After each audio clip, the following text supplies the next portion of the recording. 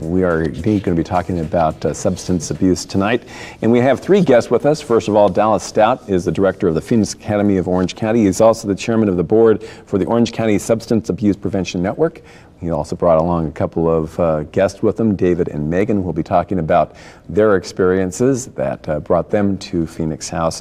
We want to ask you to join in our conversation as well. Several ways you can do that. First of all, you can go online at cox3.ocnow.com. You can just click your way through the website like you're seeing right there and add your questions or comments to those already there. A couple of ways you can give us a call tonight. New way, if you are a Cox digital phone subscriber, all you need to do is dial *03. If you have an analog phone, one of those regular phones, just give us a call tonight at 949-240-0355. Let's start off, let's talk about this time of year. We're heading into graduation. Is this a time when teenagers often have an entree into substance abuse? Yes, it's a time of year that the adolescents are looking for reasons to go out and use substances. And it's also a time of year when a lot of parents and caregivers kind of back up and give them free rein, and so the supervision really dips. Is it like, they're graduating, they can have a little more responsibility. Or prom. The parents, the kids that are normally required to be home at midnight will say, I'm coming home at 4 a.m., and the parents say, okay, it's their prom, we did it too. And so there's really a synergistic effect there. Mm-hmm. David, let's talk a little about your experience on that. Now, you have not graduated from high school yet. No. Okay. So graduation was not an excuse to start trying things. When did you start drinking? Actually, the first thing I ever did was I smoked pot with my... Before you started drinking? Before I started drinking, I smoked pot. It was like, first time I ever smoked pot was 8 years old. Mm-hmm. My brothers did it to think, I don't know, I guess they thought it was funny or something, to get their little brother high. Wow. Wow. Now, do your parents have a clue? Oh, yeah, they know now. Oh, they know now, but they don't know about when I was younger, how young I was. Mm-hmm. Well, talk about that. Did you start using it regularly at 8, or what happened? At 8, like, it was like for fun once, and like then every once in a while, then I hit like 10. It was like more of a daily thing, picked it up on my own, and then started into heavier stuff, more like methamphetamines and stuff like that. Now, what point did your parents catch on to all this? It's about right when I hit methamphetamines, about like 10, 11. Now, how did you hide it for that long? It wasn't that much of a problem because I wasn't really using daily, and when I was, like, I'd sneak out, like, oh, I'm going to a friend's house, to be like, okay, be back by 8 or whatever. Mm-hmm. That's got to be tough on your school, though. Yeah, it actually had a bit of effect on my school because I only went to junior high for like 2 or 3 months, and I got kicked out for smoking pot, and never went back to regular school. Mm-hmm. And parents noticed at that point? Yeah. Yeah. Now, what was their reaction?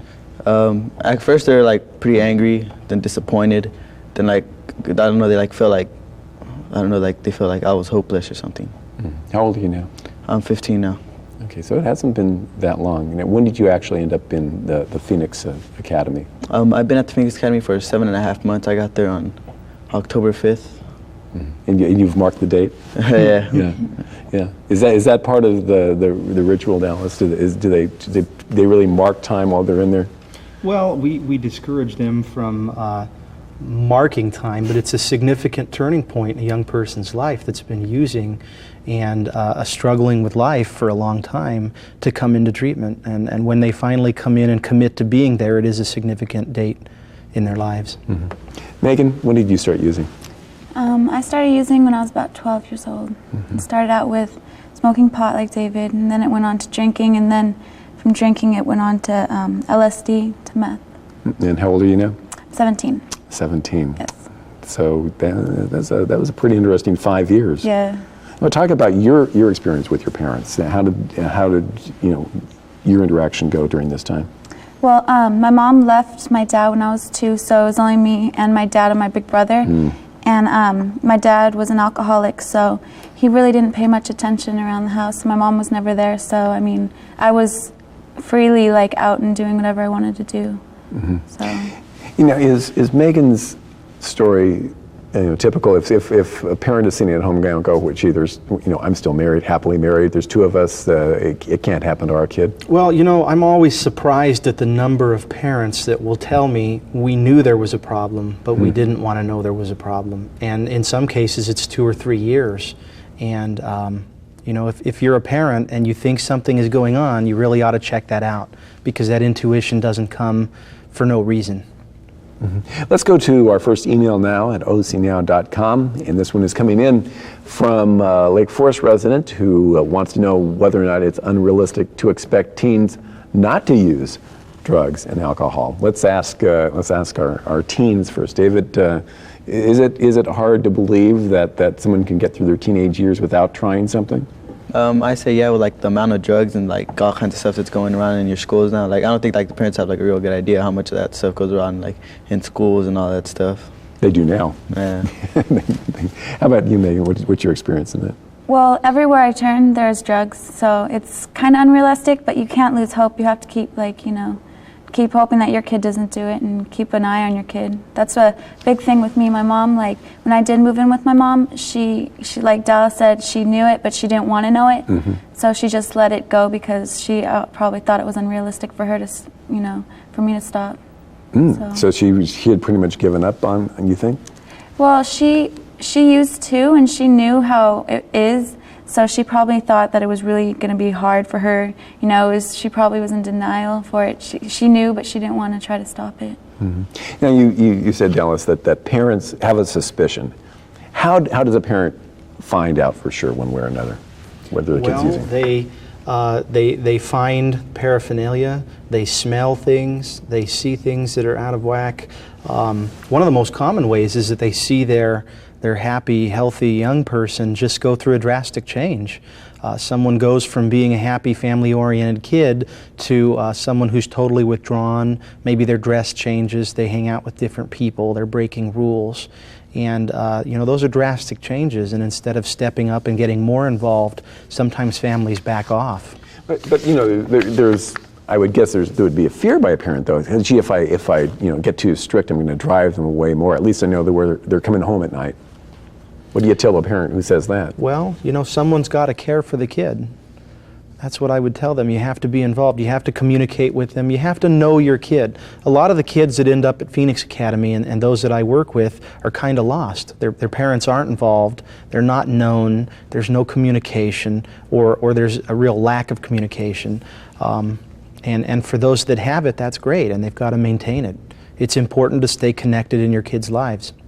But obviously there's a lot of parents going, it's not happening to me. I know my kids, Well, they're there's a not lot of there. denial in substance abuse. And there's a lot of denial here in Orange County. Yeah, but what should a parent do? I mean, they suspect it. Maybe they find they're putting the socks away. They find something buried under the underwear there.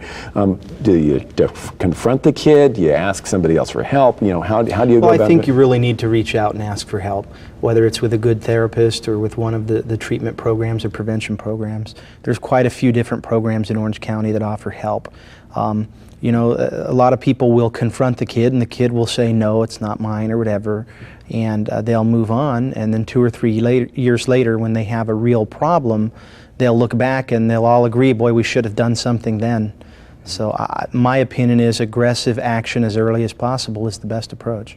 David, in your wise old age now, how do you think it would have been best for your parents to approach you when they first started suspecting something was going on? Be just completely honest, because when they first suspected something, it was like they're in denial. They didn't want to believe it. They could have been honest with me. They wouldn't be honest with me. That's and it drove me further into my drug use. Them not being honest with me, so they could just be honest with me. So if they came out and confronted you and said, David, are you using drugs? That would have been okay with you? Yeah. Actually, it would have for me. Yeah. Would you have stopped at that point? Probably not, but it would have been better for me to stop earlier. What do you think would have made you stop? Not really sure. Yeah. I couldn't say. Do you think you would have stopped? Let me back up here. How did you end up in the Phoenix Academy? I was placed there by my parents. Okay. So they decided that it was time that they needed some help, and that's where they went. Okay. And that's now you've been clean now since the day you've been in there. Okay. You know, what, we're going to talk a little bit later, actually, the second half of the program, what goes on at Phoenix Academy that helps keep the kids this way. But let me ask you, Megan, you know, had your dad been paying attention, what kind of an approach do you think would have been effective for him to confront you? Well, I'm not really sure on that one because he himself used and drank, so I mean, I'm not sure how he could have come at me about it because he was doing the same thing, same with my mom, so they would have come at me. I denied it every time that they did come at me. They had asked me, my dad never really asked me until like right before I came to Phoenix House, but my mom had and I'd always denied it. I think maybe if she would have just told me, you know, that she really wanted me to stop. She told me that she really wanted me to stop, but if she would have told me, like, she would come at me and scream at me about it, you know, if she would have come at me in a different way, maybe I would have thought about it more. Mm-hmm. So she confronted you, but not probably the most constructive way, you don't think? Mm-hmm. Okay. Now, how did you end up in Phoenix House? My mom put me there. She put you in there? Okay. Now, is that typical? You've got 50 kids in there right now? I have 45 residents. 25 of them are Orange County residents that are there voluntarily, and 20 of them are usually probation or social services placements. Phoenix House does not take anybody against their will, so never is a kid brought in kicking and screaming. But most parents say, well, that's impossible. My kid will never want to go. And the reality is that most of them, you know, they hurt, and there's something wrong inside. Happy, healthy kids are not using drugs. Those that have problems and are struggling and are hurting are using drugs. And if we can get them to get in touch with just a small part of that on the first day, then that's the little bit of hope that brings them in. Okay. We're going to talk more about the program at Phoenix House, the Phoenix Academy of Orange County, and we'll also take more of your emails that'll be coming up next right here on Cox Forum.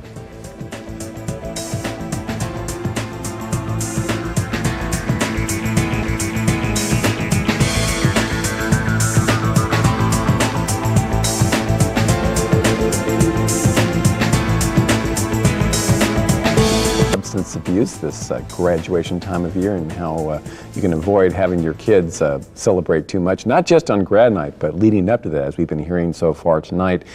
Teen substance abuse starts very young, even before kids become teens here in Orange County. Our guest tonight, Dallas Stout, he's the director of Phoenix Academy of Orange County, and he also brought with us two of his current academicians, two of the current folks enrolled in the program, David and Megan.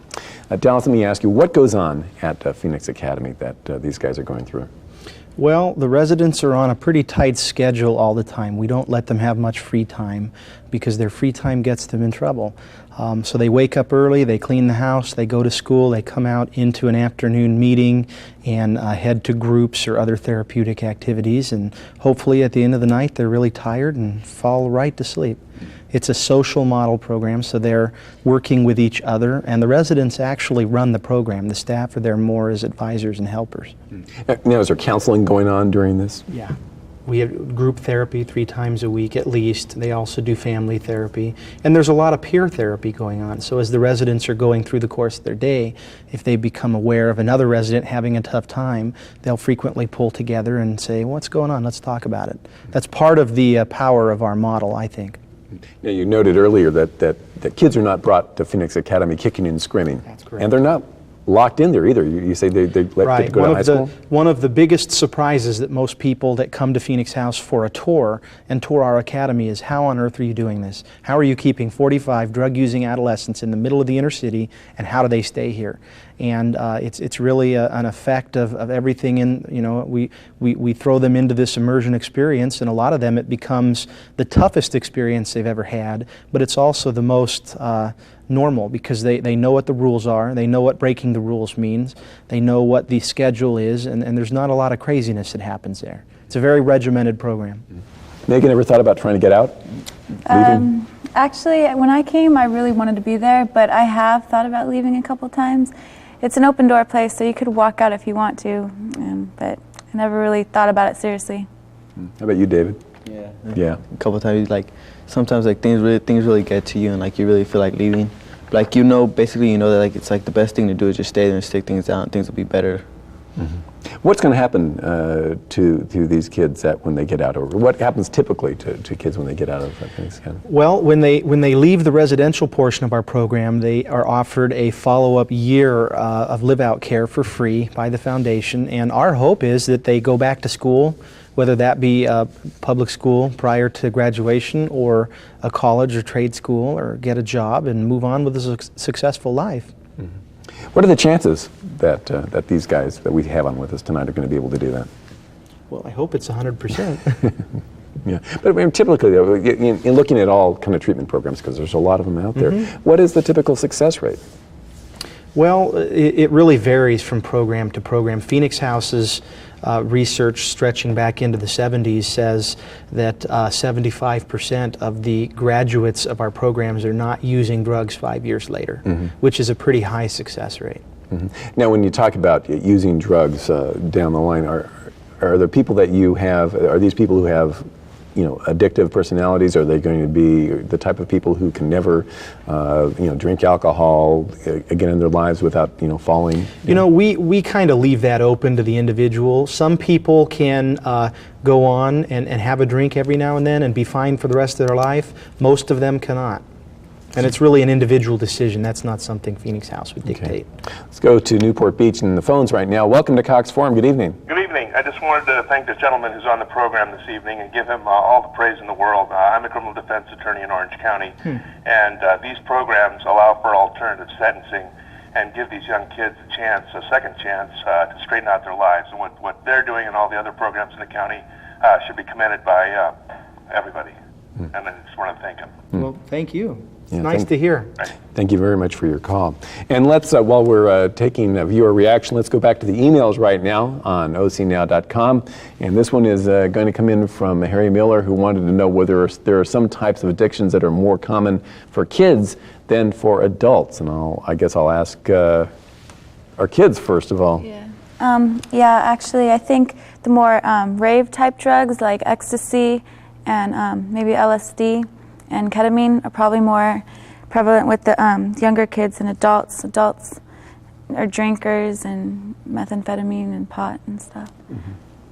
What's your experience, David? And to me, the thing that was more around me was basically alcohol and pot. That's basically it that was around me. Everything else, like basically methamphetamine, all that were the older people. Dallas, what's your experience and what you've seen? What's kind of interesting, first of all, just from my perspective, you know, they talk about, you know, parents using certain kinds of drugs, and you know, I think maybe when maybe at least I was younger, I don't know, maybe those were the kinds of things that the kids were using and the parents were mostly drinking. Yeah. And we have this whole new generation of people who, you know, have experience, their parents have experience with these drugs. Well, yeah, and there's really been a liberalization of attitudes towards substance abuse, especially in California, because of that generation growing older from the 60s. I think marijuana is very prevalent. Speed is very prevalent. Certainly the rave drugs in South County and Orange County as a whole, the rave drugs have been a problem that Megan pointed out, and alcohol use is real prevalent too. The youth turn to the adults to see what to do, and they see the adults drinking, and the industry, the alcohol industry, spending a lot of money every year trying to liberalize those ideas, and that's what they do. Okay. Back to the emails now on ocnow.com. This one is coming in from a bad example who wrote, do your young guests know whether their parents use drugs, and do they think it made a difference in their own drug use? And we heard that a little bit earlier, but Megan, maybe review again your experience there. Well, my mother was she sold speed and she did speed, and I didn't live with her, so, but when I did go see her on the weekends, I didn't see it, but all the people who were around her were tweakers, and they were all like, you know, weird looking kind of people in her house, had a whole bunch of cars and a lot of people in and out all the time. So, I mean, it always seemed like the drug type people were okay to be around, you know, it made it kind of okay from my eyes, even though she didn't mean it to be that way. I was just always around drugs my whole life. So the fact that your parents were using drugs or drank made it more permissive for you? You thought, you know, that this was a good example for you or a bad example for you? Well, I never really thought about bad or good like with it. It just was my parents, you know. You grow up with something, you're gonna grow into something. So. How about you, David? And to me, I don't think it really mattered because my parents didn't use or nothing. Occasionally they drank, but they didn't really use. So I think like I went and got it on my own with my brothers. So it was your brothers and Yeah. sisters, you think? Yeah. And Dallas, let me ask you. This is, the parents. I don't know if it's the worst nightmare, but the kids coming to them and going, Dad, they tell us not to use drugs. Did you ever use drugs when you were growing up? Well, how do you answer that and expect your kids not to follow your example if you were a child of the 60s or 70s? Well, the youth today are very intuitive people, and as these two have alluded to, they will know if you're lying, and we encourage at Phoenix House that the parents be honest and own the past, talk about the positives and negatives and the ramifications. Some people can, pick up something and use it and not have a problem. Most people can't do that. But honesty and openness and communication is the most important. It's all about that relationship. Kids who feel they can turn to their parents and talk without being yelled at and screamed at, like Megan mentioned, it really does make a difference. That's a big protective factor. Do you think that would have made a difference if your parents hadn't used? It might have made a difference, but you never know because it's so out there. There's so many things that are, from in schools. You would never expect the football team or the cheerleaders to be doing drugs, but I mean, everybody does drugs. So I can't say that. I don't know. Chances are the people who are watching this are parents, not kids. What do you say to a parent who's watching this and in this thinking, oh my gosh, what's going on behind my back? Try to be honest with your kid. Try to be most open as you can, like Dallas said. Tell them about your experiences. Tell them what you've been through. Maybe it'll have them be easier to talk to them about it. Just open up a little bit more. Don't have them be afraid of you. Have them, feel comfortable coming to talk to you about certain things, so they're not afraid of just being punished. And David, do you have any younger brothers or sisters? No, I'm the youngest one. You're the youngest one. When you talk to your brothers now, or do you still talk to your brothers? You have contact? You don't have any? No. Is that part of the program, cutting off, in his case, cutting off the connection with his influence? Some of the residents come to a point where they realize that the people in their lives are toxic and they have to do that, yeah. That's not really, I don't know, I'd say if it was part of the program, but if someone is actively using in your family and you're trying to gain recovery, then you're probably not going to be able to mix with that individual. It becomes real tough when that's apparent. What would you say to your brothers right now? No, I don't know. I have no idea. Yeah. When was the last time you saw them? 7 months ago when I came to treatment. Are they still living with your parents? No. No. Okay. We just say that we're almost out of time.